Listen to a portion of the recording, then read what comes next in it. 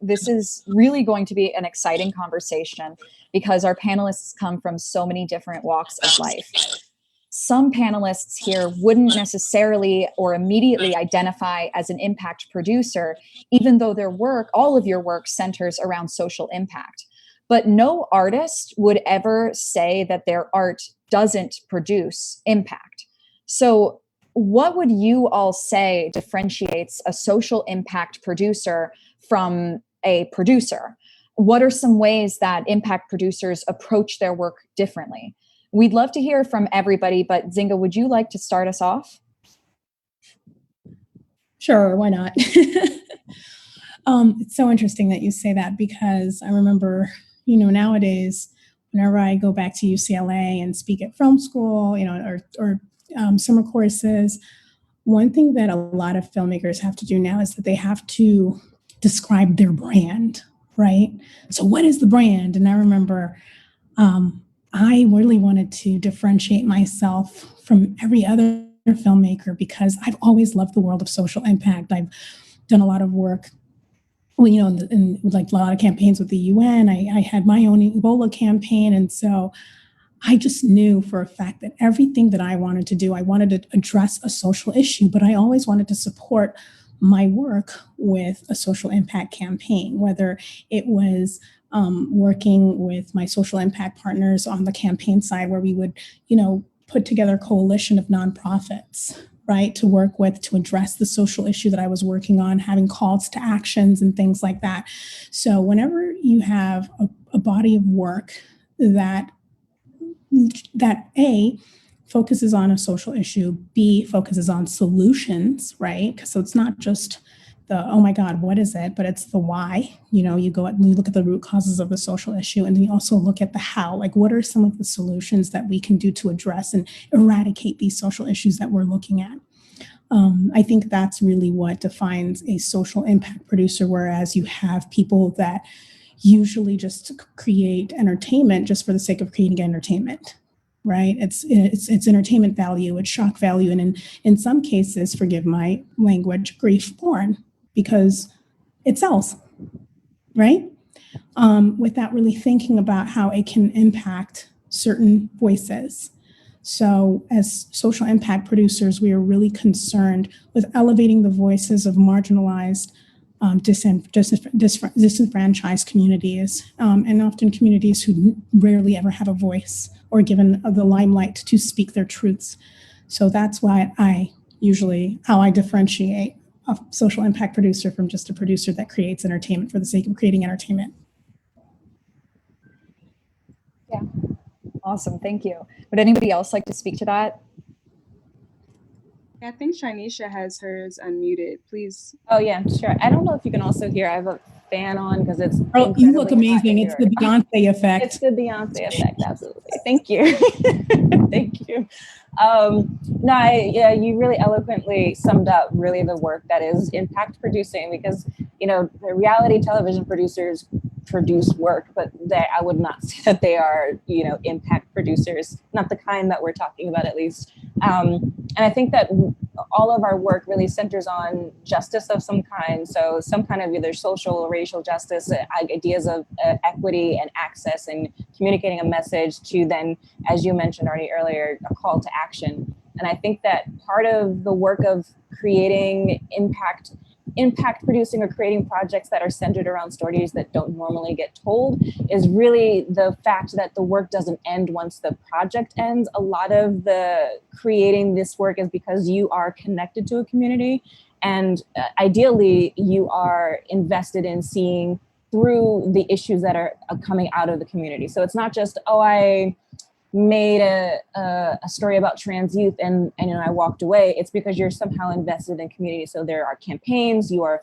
volunteering, you are using the film in order to forward something that you are trying to communicate through the film, but in the real world. So I think that, it's one thing to have a narrative, but it's another to be invested in the community that you're supporting through the narrative, and that the work doesn't end once the camera gets put down. So really it's about creating the work in order to see a goal through, not just to have told a story because it might have been aesthetically pleasing or something.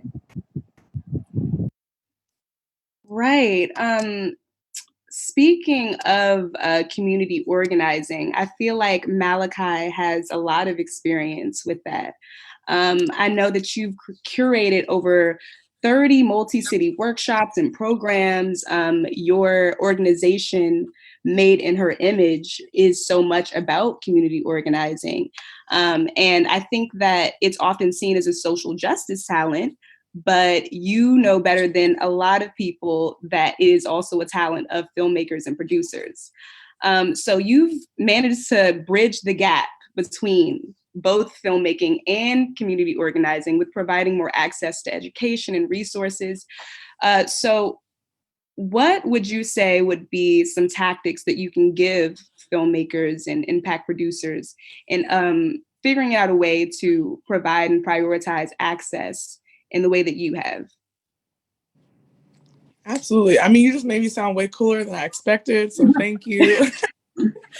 But yeah, I think for me, it's really just about governing and creating consistency with programming and outreach.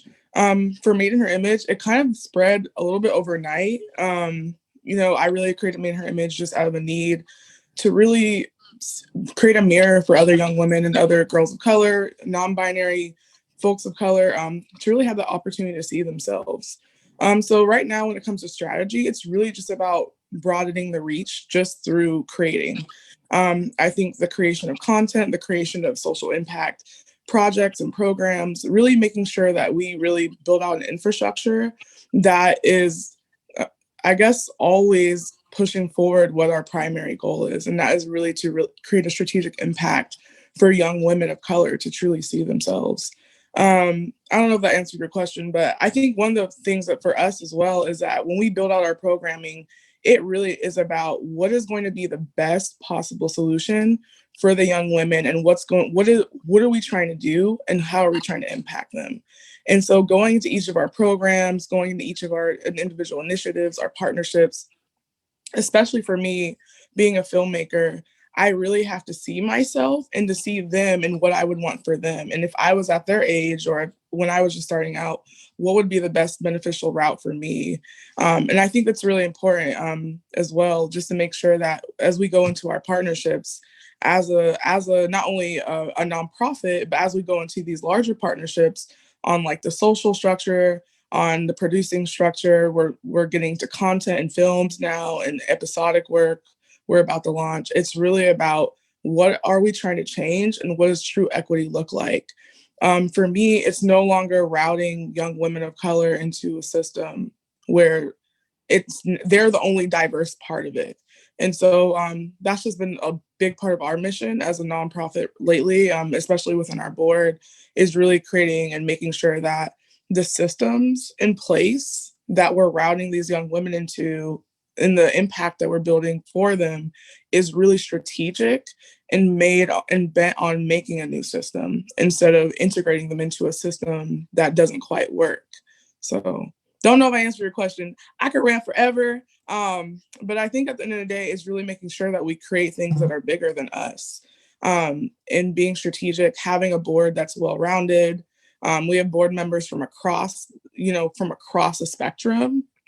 And so working cohesively with them to create strategies that are really dynamic, to build out who we would like to target for each of our core impact strategies and what we're trying to do with it. That's also the larger part of it too. It's not just taking the easy way out with a lot of the partnerships. The next things we're doing are really about what is true impact? What is true impact given the space and the scope of where our industry is now? What has not changed? And I think the fact that we're still asking for equity, especially as women of color, filmmakers, there's something that needs to change and to become bigger. So, okay, Awesome. Sierra Boone. Thank you. I don't know who Sierra is, but she's been hyping everyone up on here. That is I'm amazing. gassed up and I'm like, yes, Sierra. Malakai, thank you so much. You did answer the question, but you also took us into an avenue that I do want to explore a little more, which is about mentorship and kind of talking to people who are a lot younger. And all of you guys have had different roles in mentorship with, implying or imparting mentorship throughout your lives. And, for Chinisha, I know for you spent over a decade at the nonprofit media production company DCTV, where you were, and you, in addition to all of that, you were guiding New York City high school students and college students in social justice and self-advocacy through filmmaking. And you were working with thousands of students. And I'm curious to you, and hopefully to the rest of you who've had so many mentees in your life, what were the main points that you were aiming to impart on these students about, self-advocacy, and how has that affected their work over time? Huge question. I would say that this is a reunion for Nina and myself, where Nina and I were colleagues at DCTV many moons ago. So it's wonderful to see folks come home again, and such a pleasure to see her shining face. But in terms of the work that we were doing at DCTV, I can't say that, I don't know if we were always successful, but I think the goal and I always framed it as self-advocacy through filmmaking, because the question of agency and having a voice is self-advocacy. And we were dealing with young people who come from typically marginalized groups. And so working class, poor, or the disappearing middle class youth of New York City, Black and brown youth of New York City, young people who are LGBTQ, who are coming from a very specific life experience, often did not have ways in which to articulate those life experiences. And so one of the ways which we were providing them the opportunity to do that was to explore it using filmmaking. One of the other things about using the filmmaking as like the exploration of social justice is that personally, all the folks who are on staff, at least in the youth department, were persons of color and came from similar backgrounds. So it was a way of communicating to them, here are ways in which we can use our stories as power rather than allowing our stories to make us the victim. And then how do we empower ourselves to then do the work in the community that will make it that so we don't have to replicate these patterns, but also, give a voice to this. Because as much as we advocate for therapy and for seeing professional counselors and all of the things, there is a process where they have to have access to that, just to kind of vocalize that, to find a way to hone in on that story. And so self-advocacy is so empowering, because it then translates into the other parts of their life. And as you mentioned, I've seen thousands of young people come through those doors over the course of my career there, and I have zero expectation that all of them should be filmmakers. It's really the ability to see the world around them, to find themselves in the world around them, to see the stories in order to communicate the world that they see. And one way to do that was through film, and then to take the ability to do that and go off into their life and become a doctor, or work in public service, or be the manager of a Panera. I don't care what you do. The reality is to function as a higher human, to not just to allow yourself to access those parts of your story that you may not have known, just makes you a better human. And filmmaking was a really strong way in order to do that. And quite frankly, they're incredible storytellers. They created films that, they won Tribeca Film Festival for almost the entire time I was there. The show, the PBS special, was centered around their work. And so all of them were creating these monumental pieces of documentary. They Sundance winners, International Film Festival winners. They've gone to basically every festival you can think of. It's about providing them tools to, and then because we are a society that's really, the media is ubiquitous, and we don't understand how to, the question of fake news and reading and being able to have critical thinking has taken on a new shape with social media. And so being literate to the media, teaching media literacy is a way in which that you have to, there's no way to function if you can't have critical thinking when it comes to analyzing, bias when you're watching a piece, or, what did they use to frame the story to deliver a message that I might not understand if I wasn't trained in it, so to speak. So it was just really giving them the tools to function in a world that is completely mediated.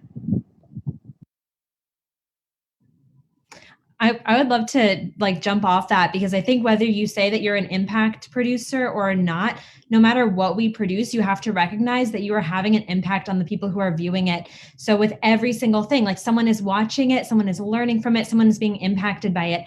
So when you're a producer or a filmmaker of any kind, you have to really think about, what society do you want to see? And is that reflected in what you're putting out there into the world?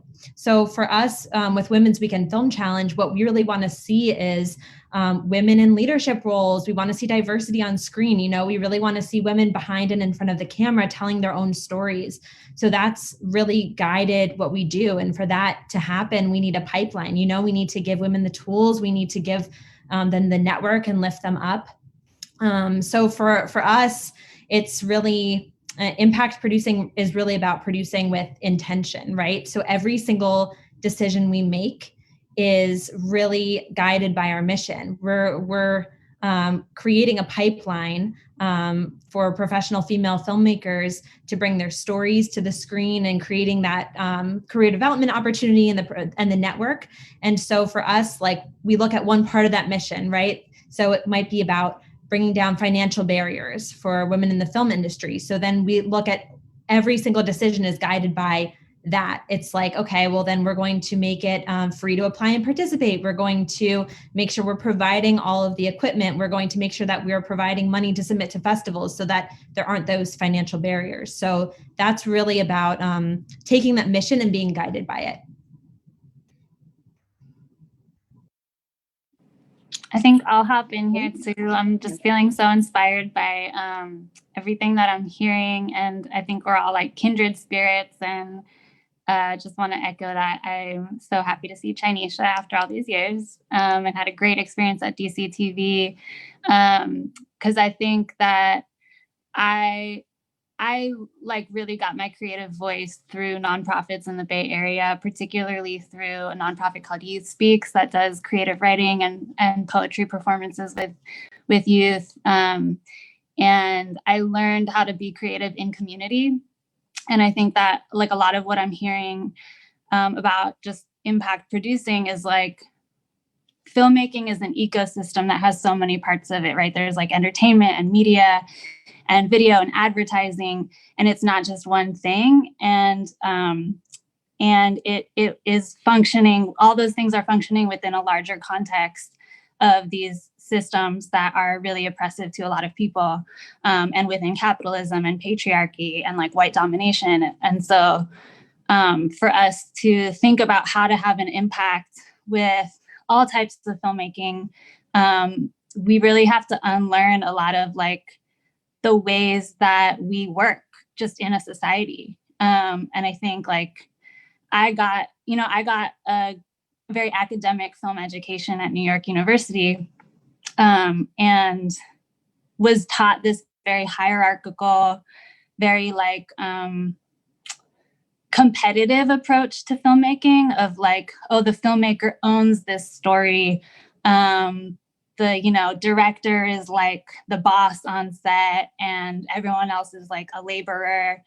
And I think the powerful thing about impact, people who are thinking about impact with producing, and also this community-based way of filmmaking that a lot of us are talking about, is that there's just an acknowledgement that we have to work differently, and we have to relate to each other differently through the process of filmmaking. And I think that's just as important as the mission of what story are we telling and why are we telling it? Oh my God, I love that. I guess I'll jump in too, because you just took me back to so many of the projects that I had, and it's not just about you. And that's what I always tell people. It's not just about you, it's your project, but it is not just about, a lot of times you have to take yourself out of it. If you really want to I always say, because last year when I was building out the storytelling arm for Tribune for underrepresented marginalized voices, the news likes to tell the story of people. instead of allowing people to tell their own stories, right? And we're slowly trying to change that with some news outlets. And so my approach, and when I was training people, I said, look, this is not about us anymore. If you really want to get the stories of underrepresented and marginalized people, stop imposing your own views of the types of stories they want to tell. You need to ask them. Ask them. I'll give you an example. When I was working for another social impact creative company called For Good, I loved that the CEO was adamant about bringing a formerly incarcerated individual to work with us as an intern.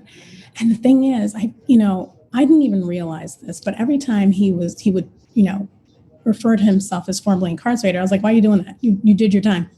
You're a filmmaker. Start saying you're a filmmaker, right?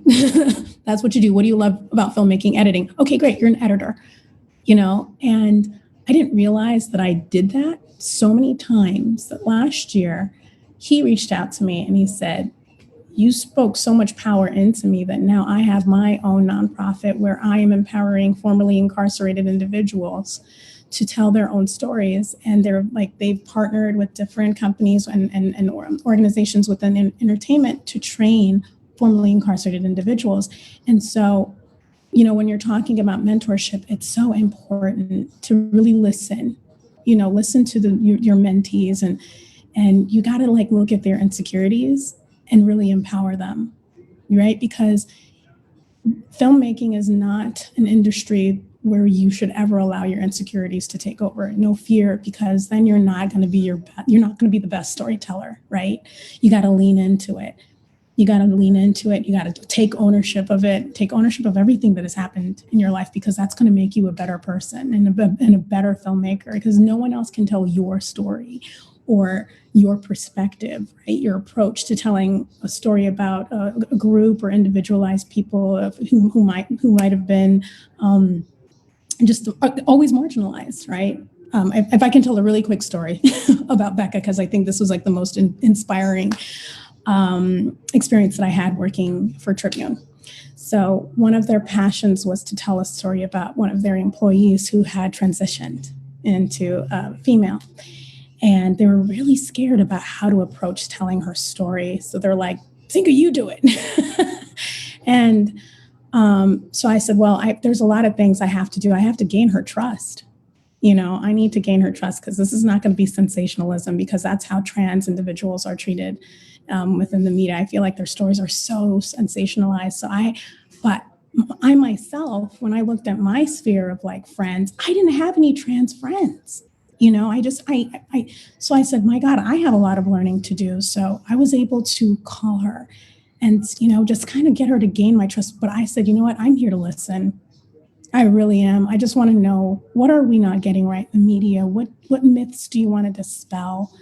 And it was such an eye-opening experience, because I had to remove myself completely. Right. A lot of the times you want to see the before and after. And Becca was like, I don't even want to talk about that. I don't even want to talk about my dead name. I don't want people to see what I look like before. And I had to respect that. And that's the one thing I think, the two things I think when that comes down to impact storytelling, you got to be able to listen. Right.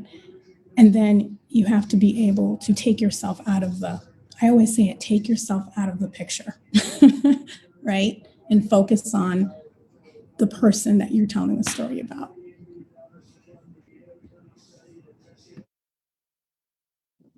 Essentialize my responses, but I also want everyone on the panel of all folks who I presume identify as women. And to Nina's point about producing. Chinisha, we're having a little trouble hearing you. Can you hear me better now? Yes. Okay, it's my Beyonce fan. I have to turn it.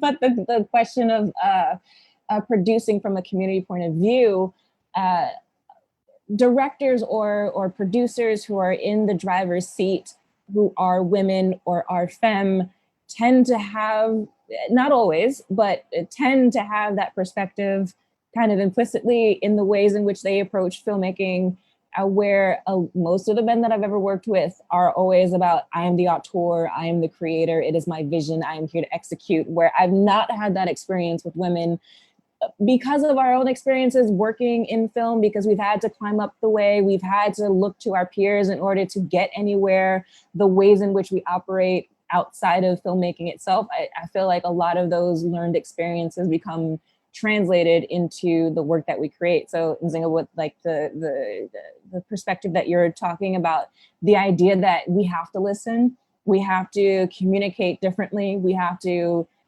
work laterally. We can't just be like, it is my vision, I'm going to tell you what the story is. It's like, well, what's the purpose of creating, impact producing? What is the purpose of making things if you are going to tell them what their story is? And this person's like, I'm not talking about my past. That is not part of who I am anymore. If you want to communicate my story, it has to be told this way. And if you're not prepared to do that, you're not prepared to make your project. And I just feel like, I don't know, I won't speak for anyone else on the panel, but I find that I've had that experience where it is somewhat gendered, that experience, but also just beyond that the key part of being able to be an impact producer, if you're working in these very sensitive, vulnerable communities, is being able to listen. Because even myself, you know, I have my own proximity to whiteness. I am a Black woman, and I always say first and foremost, that's how I identify. But I also recognize the limitations of that. When people see me, then I know what that means. So if I'm telling a story, I'm a cisgendered woman, I have to be mindful that not everyone's worldview is my worldview. I have to make sure that whatever biases I bring into a project, no matter how woke or empathetic I might think that I am, I have to be able to listen and put aside my own perspective in order to communicate effectively from someone else's worldview. Thank you for that, Chinisha. And also just bringing up the particular experience of women in film and in femmes in our particular experience within this film industry. I think that, you know, with CNT, we largely employ women. And I think there is this double-edged sword when it comes to, you know, having women at the lead. Like, you have people who sometimes say that there are more problems working with us, that there's this added pressure to work with, you know, we're cattier, we're more difficult, we're emotional. And we've learned that it's not just about putting women in charge, but putting the right women in charge, and people who do understand their own privilege and their own bias and have, you know, the right vision for a project. Katrina, I feel like in many ways, WWFC is different than other sets because it is essentially all women. It's a challenge that's done in only 3 days, high urgency. People tend to respond differently under pressure. So how do you think that you guys help foster an environment that, you know, deters that stigma? And how is that, you know, a form of social impact in itself? Yeah, it's funny you say that because now my co-founder Tracy and I, like we've worked with 700 professional female and non-binary filmmakers, and we were so used to walking on set and having it be like 30 women in a room, and that's just what we're used to right now. You know what I mean? It's not what most filmmakers are used to. It is interesting there, for the most part, people really see this as some like a utopian experience where it's like, oh my gosh, everyone's saying, I hear you, and really, you know, understanding each other. And we have gaffers who are like, oh my gosh, this is the very first time that I've been able to just do my job without people assuming that I cannot do my job. Like everyone's just like, she's the gaffer, she's got this handled. You know, there have been a couple instances where I think people do jump to, you know, if there is a conflict, as there is going to be when you're working with hundreds of strangers in a weekend, there are going to be conflicts that come up. And most people understand that that's just, you know, what happens when you're under pressure with strangers. But some people will jump to, oh my gosh, it must be because women are catty, right? But you wouldn't, if you had a problem with Joe on set, you wouldn't be like, well, it's just because men suck, all men suck. You would say it's because Joe sucks, right? Like it was to be a problem with Joe, not with all men. And I think people are so used to being the only woman on set, or like it's just them and the makeup artist or whatever, that I think it's a different experience for people. So I think it's about looking at each person as an individual, and stopping yourself if you have any thoughts about one problem with one person must be all women. Yeah. Because you don't do that with men. You just wouldn't. I do that sometimes with white men, not gonna lie. I was thinking that. No, it's very just jumping off of that. It's very similar for us as well at Made in Her Image. When we do our programs, we kind of have like 3 different tiers. So we have our incubators, which are like one-off one days where we're bringing all these young women and young girls together and folks to learn filmmaking and to make like a sort of project. For our camps, it's usually around 2 to 3 days. For us, before they even step on a set and start the development and the production process, we literally just do a lot of mental advocacy and a lot of self-help, mental and self-positive awareness. For us, it's really important for us to do that, especially with the young women, because a lot of these young girls and young women are coming from a space where they've been beat up. They're coming from a space where they haven't seen themselves on set. And they're coming from a space where they were not only probably the only woman or a person of color on set, but they probably have been so used to having to shrink themselves that for them to be suddenly immersed in a space where they're not used to it. And so up front, for us, it's social awareness and self-awareness. We'll do an activity to really kind of open them up and really have them see themselves. And then after that, it's really having us all dive in together on the production and the development process so they can move forward into making their projects.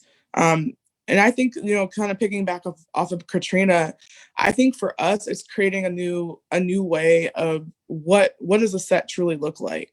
And so as soon as these young women and the people come to our programs and our workshops and they're participating in what we're doing, it's no longer about where you're from or what you've done. It's now you're here. So what do you want to do about it? And how do you want to create something that's powerful? And I think for us, that's just as important. And then just even something different too, like for us, the digital strategy and really creating that same social and systemic impact online is truly and equally as important.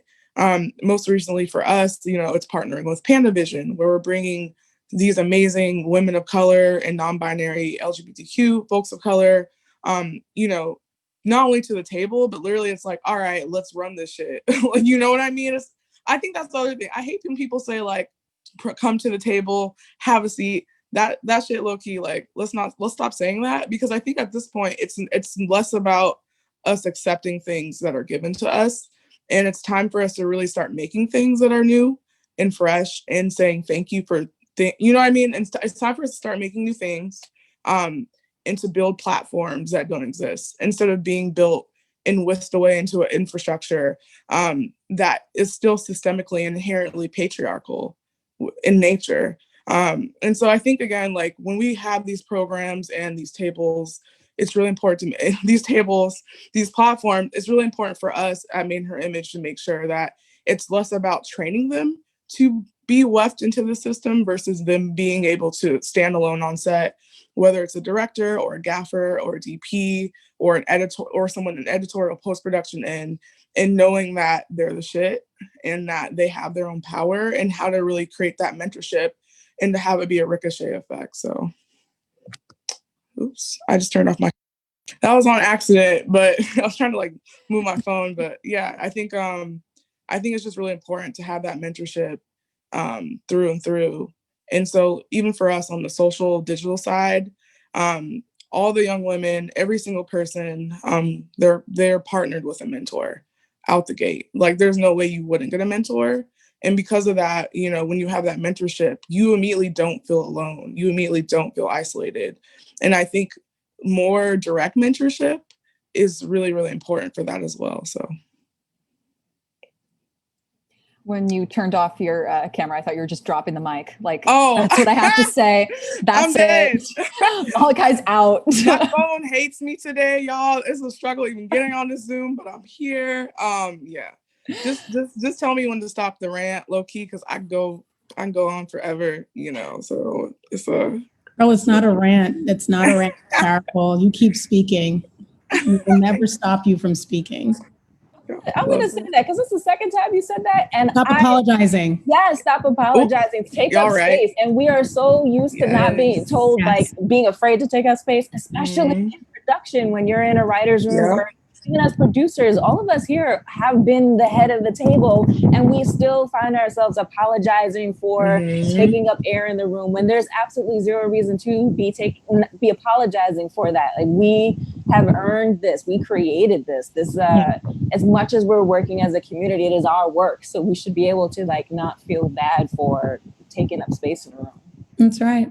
In fact, we just launched a video celebrating the centenary of, the women's suffrage movement. Yes, even though it was exclusive of women of color and Black women, but we want to take this opportunity because it did still pave the way for us to eventually get there, to get these rights and to encourage women to really use their power to vote. And the reason why I say this is because Erica Alexander had such a powerful quote, and I had to share it with everybody. And she said, "Stop apologizing and start boasting." Okay, ladies? And I am taking that. I'm like, yes, stop. No more apologies. We apologize so much. What are we apologizing for? For being badasses? For being queens? Don't apologize for your uniqueness, for your badassness. Start boasting about it. Men do it all the time. I feel like I've had a conversation with so many women who say, I am an aspiring blank, say I'm an aspiring writer. I'm like, well, do you write? And it's like, yeah, I've written this. And I'm like, well, you're a writer, take that aspiring off. I mean, again, men don't really put that. You wouldn't, just say you're a writer, claim that. I agree. I wanted to echo the seat at the table part, because I think that's so important to really think outside of that. And I think it's all connected, because the idea that we are all fighting for this like proverbial seat at the table leads to a lot of tokenization that leads to the perpetuation of really harmful stereotypes of marginalized people. And I'm definitely when I was younger, I think I felt the emotional impact of being that only woman or only Latina or only queer women or whatever it is in the space, particularly working in a branded or commercial setting. And I remember being the only woman at this company and having a new woman join the team and feeling this oh no, there's feeling almost this threatened feeling of oh, there's this other woman, are we going to be pitted against each other? Do I have to worry about people taking me seriously because there's someone else who shares my experience? And so suddenly, there's almost a power that I think we feel in victimizing ourselves, or in there's this weird kind of power that we're supposed to feel being the person who made it there. And that we're supposed to feel grateful for that and feel threatened when that's being changed. And so I think, it's a really Malakai said, building these new platforms and these new spaces that are based on a completely different set of values of not just inclusion, but just every story is different. And I don't have to perform my oppression or perform my victimhood for anyone in order to be celebrated or to be paid fairly or to be honored in any particular way. And I think that's one of the things that I've always had a problem with these diversity programs, or last year I was invited to apply to the Sundance Latinx Screenwriting Fellowship. And it was every Latinx director, filmmaker, screenwriter in the US is competing for this one spot in the Sundance Lab. And it's what? That doesn't make any sense in any kind of way. And so let's resource ourselves. Let's build a whole new world for ourselves. Yo, you're my twin, for real. Yeah. Well, I just feel I have these rants every day on these panels, so many panels, and it's literally, I'm saying the same thing now, where it's why is there, I'm not even gonna name initiatives, but it's kind of why are we making Black women compete for a spot to direct a commercial? Why are we making women or folks of color compete for a spot just to make a short? Why not just hire them? What's up? And so I think it's also it's really about, again, exactly what you said. Like, what is this? What is the true initiative here? Like, what is it looking like? What does it feel like? And I think for us, it's like, it's no longer saying, hey, let's pit each other against each other, and let's figure out a way to make sure that we actually give you the opportunity, we give you the work, and we give you a job.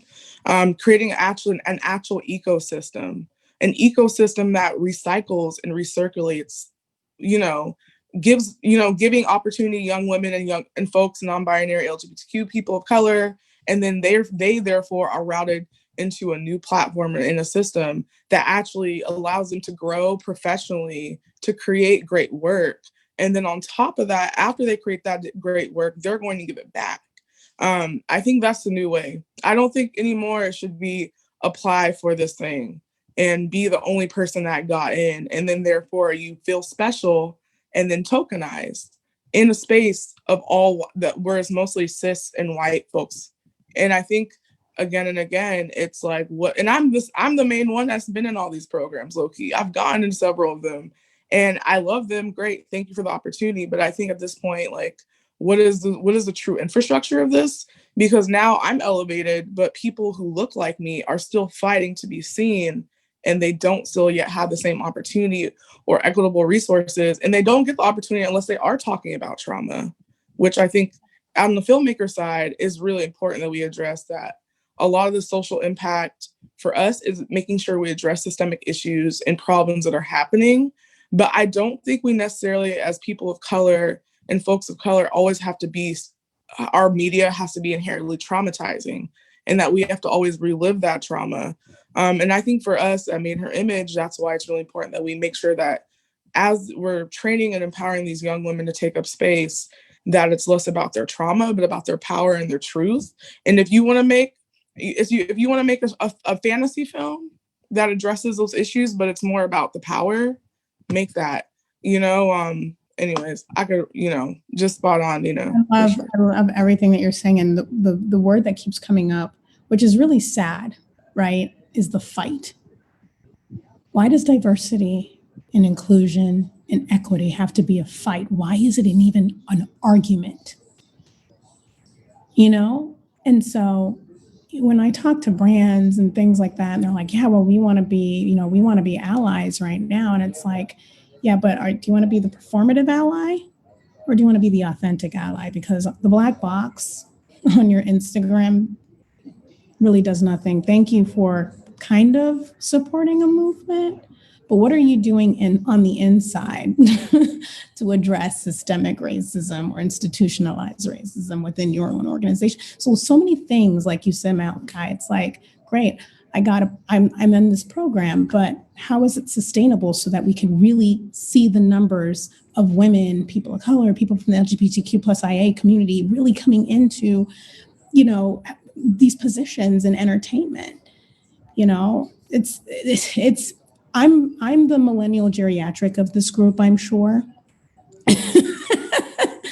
And I'll tell you this, my senior thesis project in high school, we had to look for, we had to find an industry that we were really excited to be in, and research problems, exigencies that we had to solve. And it was literally like what I called Women in Film and Sally Field's production company at the time. And we were trying to figure out, how can we increase the numbers of women in front of and behind the camera? Ladies, this was 1999. I am dating myself. I am aging myself. But you a couple years older than me, so don't worry. Okay. But you look amazing, though, I will say. I was like, what the hell? Melanin is popping. You see that, right? It's a preservation chemical. I am trying, but I'm just like listening to your stories, and I'm just so mad, because I'm like, 1999, this is 2020, and we're still having this conversation. So what kind of effective change are we really going to start doing right now? Like right here. I mean, we've got to address, funding and, funding for women. So one thing, I know our time is running up, but one thing I do want to tell everybody is, think about all these brands that are really looking at social impact as their form of marketing and storytelling. You all are content creators. Look at these brands, go to these brands and say, hey, If you really want to be a part of an allyship or whatever, you really want to create space for more underrepresented voices, then hire me in my company to help you with your storytelling or your social impact or your CSR initiatives, or, look at those brands. Things are happening right now. YouTube launched $100 million, I don't know if y'all saw that, right? But what are they doing with it? We want to see transparency with these types of initiatives. So many companies just came out, they're like, well, we're gonna contribute so much money to all of these organizations. So then let's make them accountable. Let's ask for transparency. I'm really glad that you brought this up, because this is exactly where we wanted to kind of take the conversation, as far as how social impact is becoming more commercial right now, how so many brands and influencers are tapping in to social impact as a trend to basically monetize. So when you're deciding to be a part of a project, how do you really evaluate if it is aiding in long-term systemic change, or if it's exploitative, or if it's a bit of both? I'm going to jump in response to that. And the question of using impact producing as a marketing tool is because, for the exact reasons that we're all here right now, because we continue to have the conversation about being special, or being the single person in the room, or creating a really a discrete space for whatever that marginalized group that's trending at the moment. And I'm an organizer with the Writers Guild of America East for nonfiction. We don't have a union, but WGA East is the only union looking to unionize nonfiction, and they are the leaders. And we have 6 shops on the East Coast that have been unionized so far. And the goal is to have, in the same way that the fiction side of the Writers Guild has a nationwide, industry-wide contract, we're looking to do the same work with nonfiction on the nonfiction end.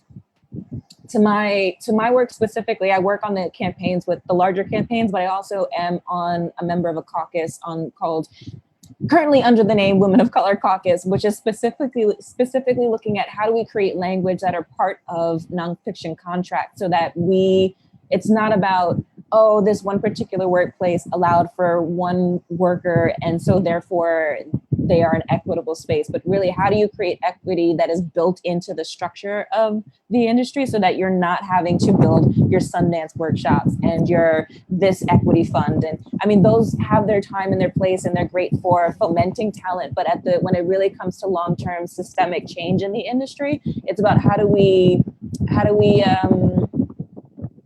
build that into the infrastructure of what filmmaking is, and it can be institutionalized through a nonfiction contract. So that's part of the link. We don't have the answers. I don't know what the magic bullet is, but part of it is building systems into contracts, so that all companies are held accountable, and that your workplaces are required to be diverse. Color of Change just launched a new campaign called #ChangeHollywood, and they partnered with Outlier Society, who is really pioneering this forefront of how do you create diverse talent and diverse content without having to be trauma porn in the process. And I think some of the stuff that they're creating are the questions of having workplace audits to make sure that your company is meeting certain standards, national databases of talent, so that white folks can't say, I don't know any Black producers. Well, you do, because they're here. Here's the place you go to get that. Having inclusion riders that are mandatory parts of your contracts, no matter where you go. And so it doesn't necessarily directly answer your question, Ariel, but I think that part of eliminating the need for impact producing as trend, so that we don't continually use our experiences as a way for corporations to capitalize on our pain and our marginalization, is really restructuring the way the industry is set up, and so that we are normalized. And that's a terrible thing to have to say, but your experience should be normalized. It should not be special, so to speak. To speak off of that, I mean, I really believe work begets work, right? So every single set that you're on, you're meeting however many people on that set. And then people like to hire who they know. They want to hire who they trust. They want to hire who they've worked with before, because whether your budget is $500 and it's the only $500 in your pocket, or whether you're helming a movie that's like several $1,000,000, it's that money on the line. It's like a big deal. So you want to hire who you know. But if you've never worked with, like, as you said, a Black producer before, you're going to go to the people that you've worked with before. So you need to actively be widening your network to be working with more women of color, more women, more non-binary filmmakers, everyone, so that you can have this wider network to go to, and you're not just falling back on, well, I'm going to hire a white man because that's just who I know. This is the only cinematographer I know and I've worked with before. Just to jump off that really quick too, we're like literally meeting with every company under the sun, like larger. And so I think for us, when we step up to the plate and we're meeting with like these larger partners and these corporations, like it's literally just holding them accountable. I'm not afraid to say, so this is dope, but like, how many people of color do you have on your staff? Like, why? Because if they can't give me an answer, all right, that's cool. What are you guys going to change internally before I route 50 young women of color and LGBT non-binary folks of color into your system? That doesn't make sense to me. So how are you guys going to change always tell, internally? too. Yeah, period. So, I mean, I think us asking the questions we want to ask, not, like the check is always great. We always want the check, right? Funding is what we need to actually run so we can change the infrastructure of how Hollywood is. But I think for me, on the conscious level, it's really it's up to us to shift what we're asking in these rooms. And like, I have a big old pitch tomorrow with a major company, major studio for funding. This is for Made in Her Image, but I'm also going to ask, like, can I see your roster? What does your team look like? What does your employment roster look like? How many people, women of color, head your departments? Because it's like, at the end of the day, if we're truly going to create and truly shift infrastructure and not save face and make these companies look good, then we have to hold them accountable. It's not about saying, yes, thank you for this check. Hold them accountable. Ask them the hard questions. We're doing them just as much of a favor and in providing the equity and equitable resources, just as they think they are for us. And they respect you more when you're in a room asking the questions that most people would be too afraid to ask, versus just saying yes and being complacent. So, I mean, just agreeing with everything y'all said. That's just my click. Hell yes.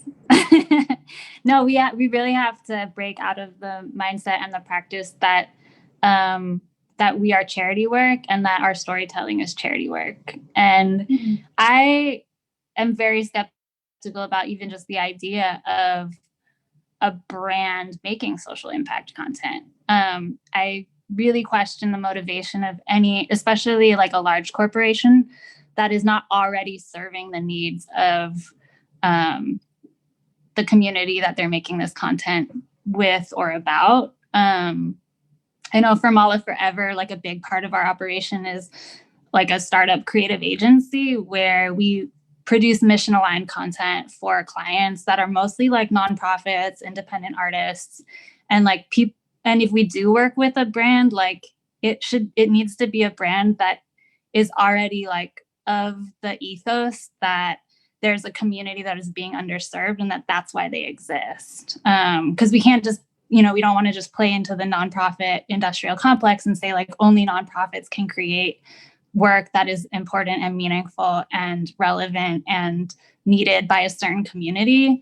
But if it's like AT&T or if it's like a bank or someone who they're not practicing what they're preaching with whatever content that they're producing, I think that's very inherently problematic. And I also want to echo what other folks have said about, like money is power. And unfortunately, like within capitalism, that's the currency that we use to like show each other respect. So if a large like brand is like making billions of dollars a year and lining their pockets, but they're only giving us like $20,000 and saying that we should be so grateful for that. I really have to question that. Well, I mean, one thing we have to remember though is like this generation that basically has the buying power now, right? Millennials and Gen Z, they call us the socially conscious consumers, right? So companies have no other choice but to really pivot their marketing efforts to like basically address these. We care more about social issues. So how do you connect a brand with the generation that wants to know what the heart behind your brand and product is, right? So we are very essential. Just to your point, Nina, it's like this is not charity. This is a part of your bottom line. So how come we're not if they can't allocate those dollars, like marketing dollars, you're paying what, $5 million a spot, right? For a television campaign, for a football game. It's like, but not a lot of people might not even be watching television. Streamers, right? Some streamers don't even have commercials if you opt for that option. So what's going to happen now is you'll see a lot of brands actually looking to throw money at documentaries. Those are the types of brands that you want to look for if you're looking for funding. I found a really interesting, well, this is what I usually do when I give my talks. 80% of American movie and television viewers say that they're attracted to movies and documentaries addressing important social issues and causes. And 80% also feel that the entertainment industry should produce more movies and series exploring such issues. So right now, social impact is really in vogue, and I hope it's not just a trend. I don't think it's going to be a trend because I just think that this is our generation. This is like, we're the generation that really wants to figure out how do we solve these problems using content, right? Collaborating with different organizations, because I feel like what's going to happen is you're going to see more brands, entertainment companies, and incredible organizations such as you all, they're all going to start working together to create meaningful content and powerful content. So we just need to see how that's going to play out. And I love Malakai's point. It's like, you got to hold them accountable. And again, I think it's also very important to ask for the transparency. So I want to open up the floor a little bit to the Q&A that we have livening up right now, because a question was just asked that's really to your point. Pat just asked, I see many people call their work a call to action as a guise for social impact, but it's often exploitative of marginalized communities. Do you have advice for confronting these productions? Oftentimes getting my foot in the door and getting paid has landed me in these positions.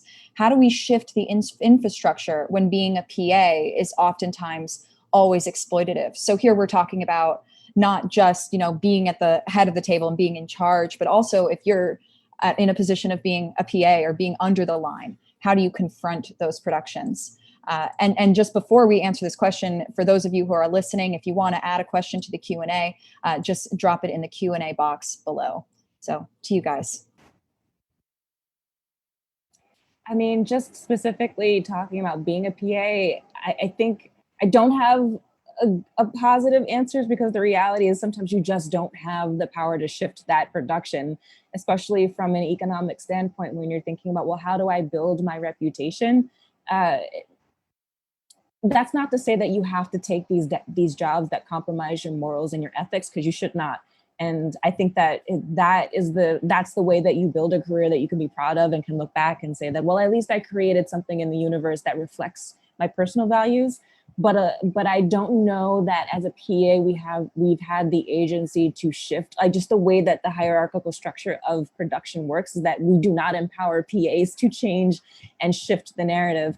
I would say that your presence on set is a first step, because if they've even hired a person of color, or if they've hired someone who's non-binary, or if they've hired someone who is whatever that, trendy marginalized group that they've picked, I think it not always, I should say most of the time, folks who are really comfortable with having their peers on set look like them in all ways forget that you're present and often say things that are completely oppressive and offensive. And I think one of the ways in which I think the only way that's really empowering and shifting the narrative as a PA is calling that out when it happens on set, and that goes back to the question of self-advocacy, being able to be like, that's not right, you can't say that, that is not how we operate. So you don't necessarily in that position have the power to shift the infrastructure of that particular production, but you can shift the narrative that that person has, and maybe that person will have a ripple effect in future productions. And also always you have the right to report that person. They should be held accountable, especially if they're a union member. That person should be reported to their union if it is limiting the work that the capacity to do your work on set. And so as much as it's a compromised position to start, especially when you're building your career, I think it's the small steps so that when we do get the seat at the table, we're working with those who can help us shift the narrative. I think it's also very imperative to do your research. If you want to break into this industry, do your research on the types of productions and the producers who, like, this is their passion. Elevating people, especially new talent, new voices. I worked on a project with Claire Brown when we did the special for Google, and it was a social impact campaign. It was a social impact project, and we were pretty much trying to figure out how to encourage women, people of color, people from the LGBTQ community to enter into the space of STEM, right? But one thing I love about her is she was so vocal about wanting to empower and uplift new voices. There are people out there like that. And honestly, if you feel like you're having such a hard time with different, productions that might not be even seeing you, then do your research. I was always that person that I would always email people. If I saw some other people on set, I would just approach them and say, hey, I'm really interested in doing X, Y, and Z. Could I ask you for advice? I never asked them for a job, but I asked them for advice and mentors. People rarely say no to that, right? But when you it's the way you approach things. So you gotta do your research. You kind of gotta just be ballsy in this industry and really try to find those productions that openly profess that they are all about diversity and inclusion, like Ryan Murphy. He's got programs. So start doing your research on those types of producers. Great. Thank you, guys. I think we have time for one more question. Kelsey Dickerson. She says, you touched on mental health for those that you work with. How do you take care of your own mental health? I feel like being aware and passionate about such important issues can drain our own power and energy levels. How do you address this within yourself and your team? I can jump in on that if y'all. It's really hard. It's really draining. Last year, I'll tell you, it was probably one of the hardest years of my life because I had to listen to a lot of hurt, just a lot of hurt and pain. Sitting with mothers who've lost their children to gun violence, seeing a child who is brain dead because they got shot. You have to learn how to compartmentalize. And I actually had to have a conversation with my sister about this because I was shaking and crying. We did a drop in the middle of Skid Row, seeing all these women, homeless women who just, their minds weren't there. And it's tough. So I think that, with my weekends when I knew I wasn't working, I took that time for myself. I'm a very spiritual person, so I pray. I pray a lot.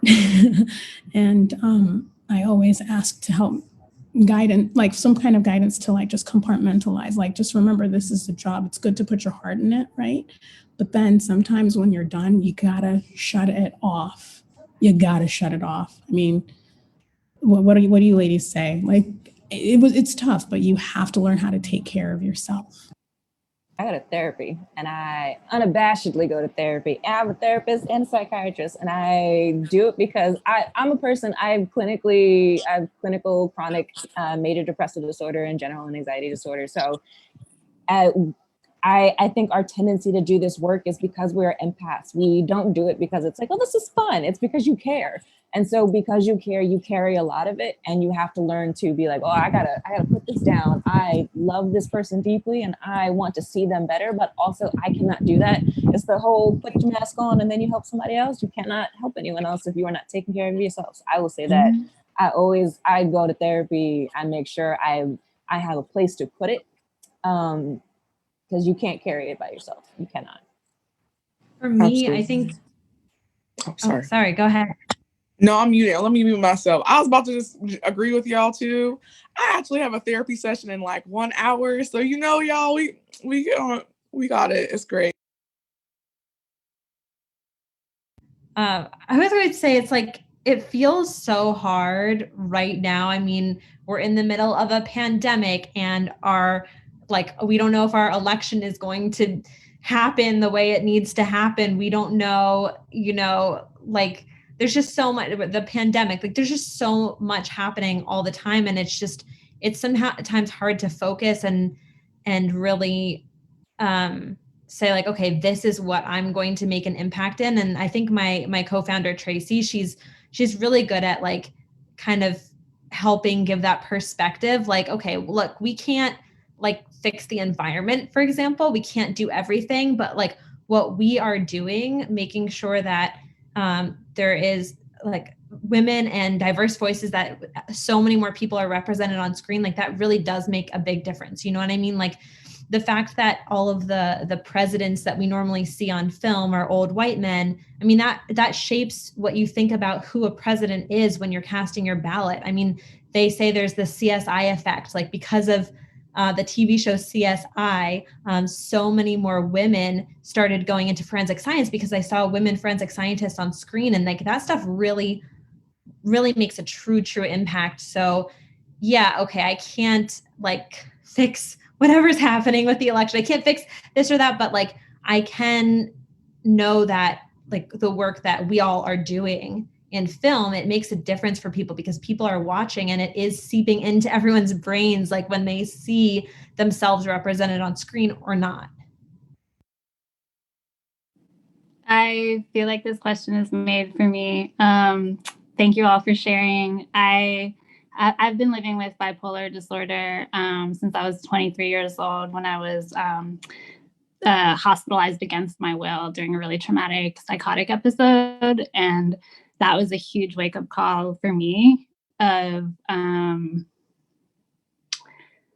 that if I don't take care of my mental health, and there's and the relationship between physical health and mental health, like I literally can't do anything else. Like I'm not a functional person. There's a lot that I do to manage that. Like I have to get sleep every night. Sleep is super important for me. I take medication. I also go to therapy. Exercise has been really critical. We get endorphins from exercise. Like filmmaking, like, when I'm on set, I'm active, but most of the time I'm sitting at my computer all day, and that's like a really sedentary type of life. So like I need to move my body. Being in community, I think I've also been in and out of addiction recovery over the years. And I learned the hard way that like if I try to hide from my emotions in other ways, and I try to like shut off my mind in like with unhealthy habits, like getting high or smoking or like overeating or just whatever it is, it'll all come out eventually. So I have to like make sure I'm like talking. I have to make sure I'm like making community connections, social connections. I need to make sure I have a loving support around me. I come from a great family. That's like a huge privilege.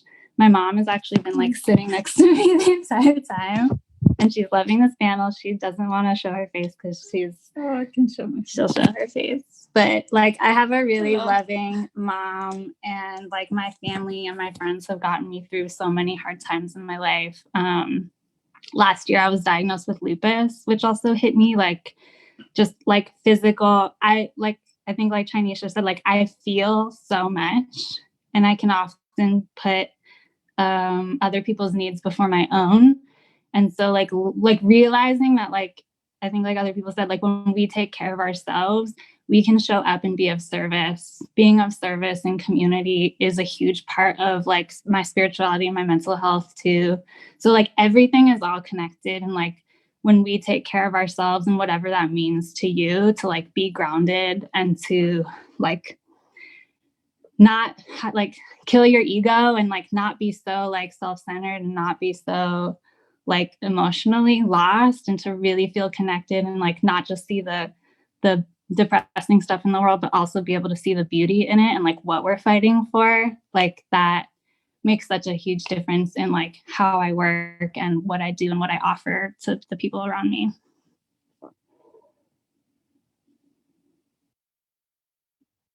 Great. Thank you guys so much for sharing and for just feeling comfortable with being vulnerable and, speaking about your personal experiences.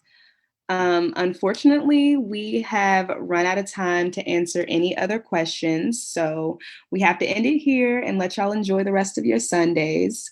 But before we go, I would love for our panelists to tell everyone where we can keep up to date with your latest work, or some social media, websites, anything that you feel like you want to share.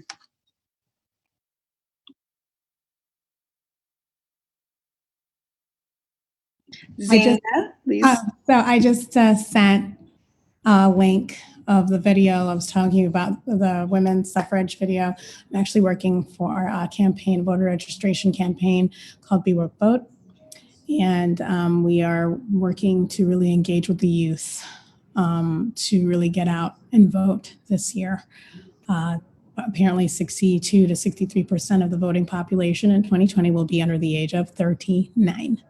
So yes, our vote is our power.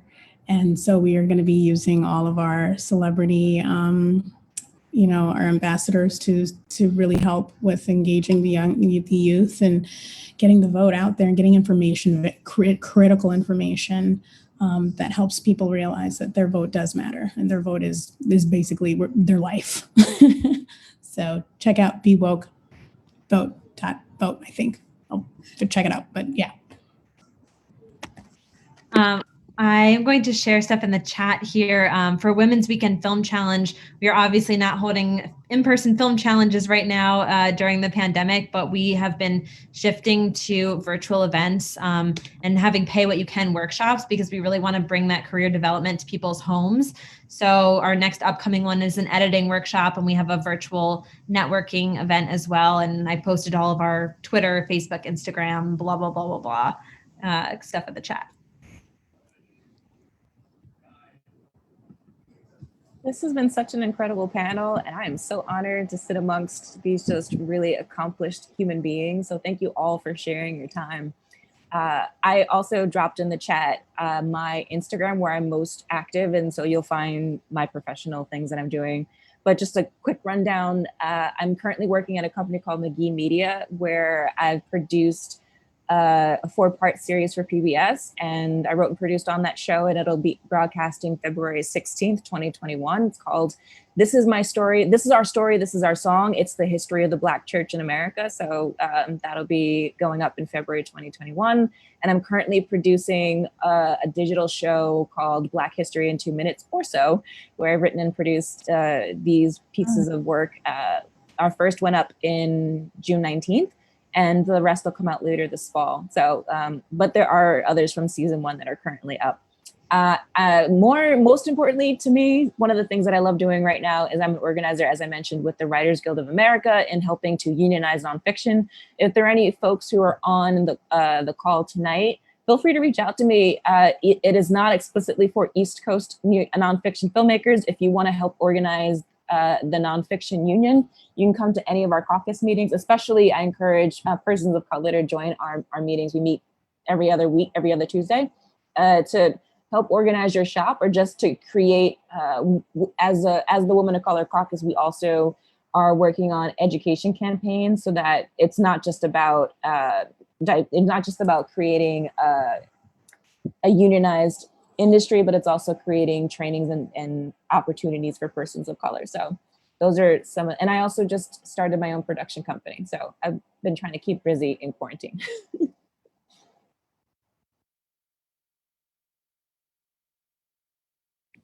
My company is Malaforever. It's a radical feminist film and digital studio that I run with my best friend. And we just released a short film called Baby that is on our website. It's about a queer young man navigating his first love in the Bronx. We have a digital magazine project where we fund new media by underrepresented creators that we're getting ready to relaunch. And we also, like I said, we do work for hire projects for nonprofits and mission-aligned brand content. And we are actively hiring. One of the things I've been doing in quarantine is getting like a setup with like payroll and insurance so that we can do something that's bigger than ourselves and be able to like create real like equitable opportunities for folks.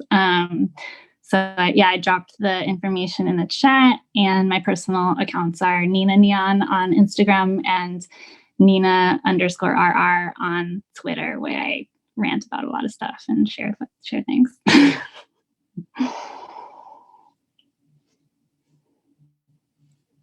Malakai, you want to? Oh, I know I'm waiting for the next person. I was like, okay. So yeah, just madeinherimage.org is the best way for me. And then my IG is just Malakai the Brave, where I'm always ranting about some shit. And then Made in Her Image on IG is wearemadeinherimage.org, or We Are Made in Her Image. So yeah, any of you that want to keep in touch with us, please reach out. We have some really, really dope initiatives about to launch. So anyone, especially any folks who are emerging directors, cinematographers, and the editorial route, like please reach out. We're building out a database. We're creating some really cool infrastructures that are about to really emerge. So please reach out to us. And thank you guys so much. This is such a dope and amazing panel. You guys are all phenomenal. Thank you to all of our panelists. This was an incredible conversation. Honestly, I wish we had hours and hours, and it would just be amazing. But we do want to let you guys get back to your Sundays. So thank you to you guys, and also to all of the attendees who came to this panel. And thanks to your generous contributions, this event is also making an impact, with proceeds going to the Okra Project, a collective that addresses the global crisis of violence by providing resources and meals to Black trans people worldwide. To learn more, you can check out theokraproject.com, and to follow along with everything that CNT is up to, head to our website at cntproductions.com and follow us on Instagram at I'm a Real CNT. These links will be dropped in the chat, and we will hand it off to Sarah Aldrich, WCA's membership chair, who will take it from here. Thanks, Ariel, and thank you both for hosting, and to all of our panelists. This was a really incredible webinar.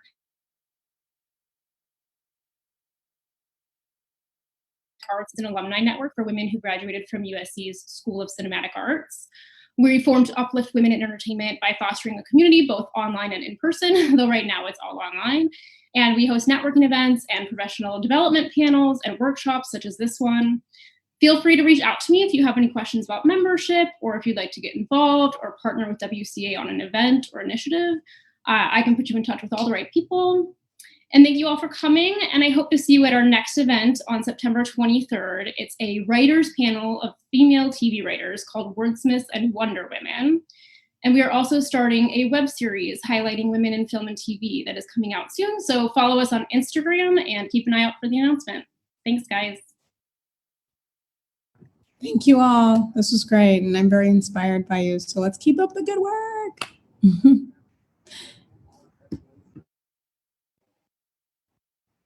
Thank you, everyone.